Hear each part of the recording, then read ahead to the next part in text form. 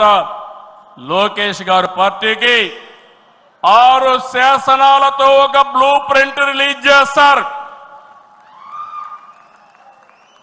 అదే మాదిరిగా ఈరోజు రేపు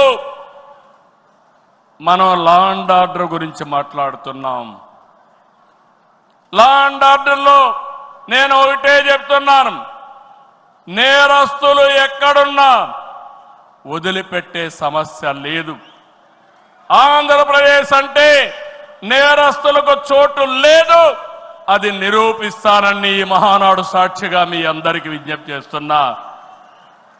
ఇంకో పక్క నదుల అనుసంధానం పోలవరం పూర్తి చేసి జలహారతి ద్వారా ప్రతి ఎకరాకు నీళ్లిచ్చి తెలుగు ప్రజల రుణం తీర్చుకునే విధంగా తీర్మానాన్ని పాస్ చేయడమే కాకుండా ఆచరణ చేస్తాం. భవిష్యత్తులో వచ్చే గ్రీన్ ఎనర్జీ, అదే మరి గ్రీన్ హైడ్రోజన్, అదే మరిగా అనేక ఇండస్ట్రీస్ని నాంది పలుకుతాం.